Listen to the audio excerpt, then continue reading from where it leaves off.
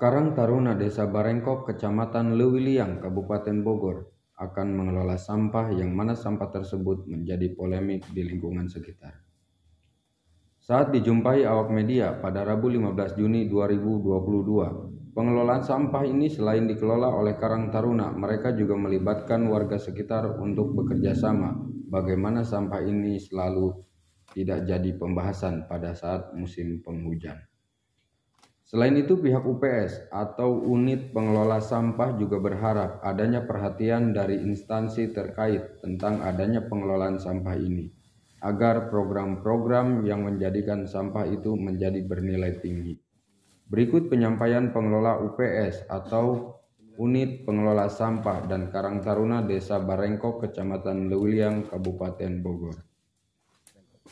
UPS ini berlokasi di Kampung Citerep 1, RT 1, RW 4. UPS ini unit pengelolaan sampah, yaitu yang mana sampah dari warga ini kita tarik ke lokasi ini dan kami pilah yang sebagaimana mestinya sesuai jenis-jenisnya gitu ya.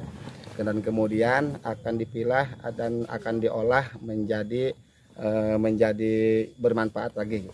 Program ini akan dibentuk seperti sesuai dengan petunjuk dari pemerintah ya, DLH, yaitu menciptakan kampung ramah lingkungan.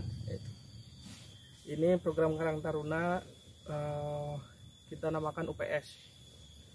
Mungkin tadi udah ada penjelasan juga dari ketua pengelolanya dari UPS itu tersebut. Jadi ke depan itu rencananya kita ingin merubah mindset atau pandangan masyarakat tentang sampah itu untuk pikiran dasarnya ya.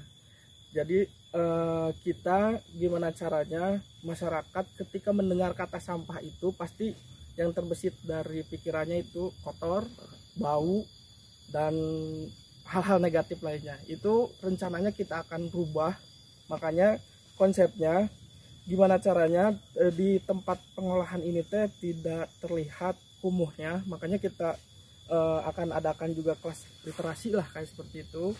Terus kita juga akan ada edukasi kepada PAUD ya, dari tingkat PAUD sampai SD mungkin kalau misalkan untuk awal, makanya kita akan bentuk juga taman-taman di sini nantinya gitu, biar tidak terlihat kumuhnya gitu.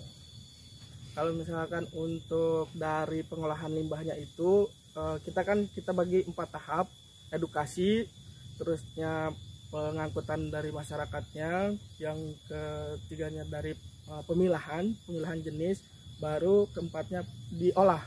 Untuk diolah itu mungkin ide yang awal yang agak simpel lah, nanti kita akan dibuat jadi konblok. Itu juga masih kita kita cari juga nih formula yang bagus, karena kemarin itu kalau misalkan murni dari sampah plastiknya efek negatifnya itu licin katanya gitu. Makanya kita juga lagi cari nih gimana caranya biar yang negatif itu nggak ada gitu. Nah, untuk sampah yang selain plastik nantinya akan dibuat seperti apa, Kang? Kalau misalkan kayak sampah ini bisa dibuat pupuk mungkin nantinya. Terus kalau residunya mungkin kita buang ke TPA langsung. Oh gitu.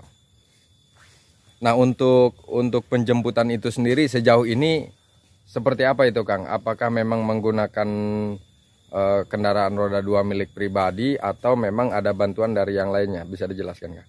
Kalau misalkan untuk itu justru itu jadi salah satu kendala di kita ya. Itu mungkin jadi permasalahan yang utama dari pengolahan ini gitu, transportasi itu, karena untuk sekarang kita masih sewa. Sebenarnya kalau misalkan dari anggaran yang sudah ditetapkan, benar-benar kita masih banyak kekurangannya lah. Tapi kita yakin karena kita punya keyakinan yang kuat mungkin untuk pengolahan ini, makanya kita akan terus berjalan, dan insya Allah mungkin kedepannya ada perhatian dari pemerintah ataupun dinas terkaitnya. Mungkin harapan dari saya ya, dari Karang Taruna itu pemerintah bisa melihat setiap program itu lebih ke manfaatnya. Jadi ketika misalkan manfaatnya itu lebih tinggi, mungkin itu bisa di skala prioritasnya lah, dibandingkan bukan jelek gitu kan program-program yang lain.